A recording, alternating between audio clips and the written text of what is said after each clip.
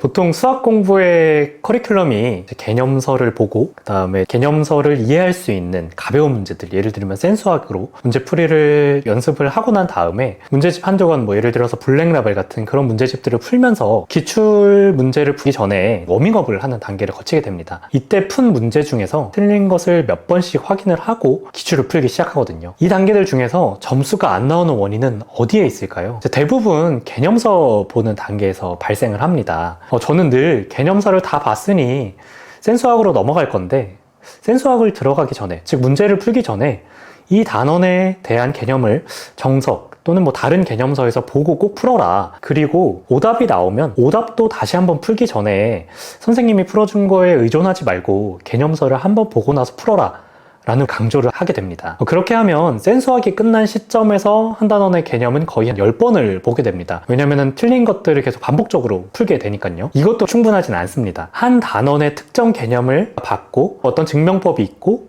이 공식들이 어떻게 나왔고 어떤 풀이법들을 활용해야 하고 이런 것들을 10번을 봐도 머릿속에 잘 쌓이진 않습니다. 공부하는 단원이 얼마나 많습니까? 수학만 있는 것도 아니고요. 단원이 7개가 있다고 쳐도 개념을 10번씩만 봐도 전부 70번을 보게 되는데요. 모의고사 들어가기 전에 이 정도는 봐야 여태껏 틀린 문제와 축적된 개념을 통해 문제를 좀 풀어낼 수 있고, 이렇게 해야지만 적어도 절반은 맞출 수 있습니다. 그런데 80, 90%에 해당하는 대부분의 학생들이 이 개념을 이 정도로 보진 않습니다. 예를 들어서 블랙라벨의 스텝 3 같은 문제는 아무리 센수학 시단계를 5번, 6번씩 풀었다고 하더라도 80, 90% 이상을 맞출 수는 없습니다. 만일 50%를 풀었다 하더라도 내가 정말로 이 문제를 알고 푼 건지 선생님이 물어봤을 때 이건 이 개념에서 이런 풀이법을 활용했어요 라고 말할 정도가 돼야 되고요. 틀린 부분도 선생님 이거는 이 개념에서 이런 부분을 확장한 것 같은데 제가 여기서는 생각이 더 안 나서 여기까지만 풀어왔습니다 라고 학생이 직접 대답을 할 수 있어야 그 다음 스텝으로 넘어갈 수 있거든요. 그런데 개념을 이렇게 많이 보지 않은 학생들은 이 문제를 어떻게 풀었어? 라고 질문을 했을 때 이건 그냥 공식이 생각이 안 났어요, 아니면 아예 접근을 못 하겠어요 라고 답을 하고, 이건 무슨 개념이고 이렇게 풀었어요 라는 설명이 나오지가 않습니다. 아주 쉬운 문제라도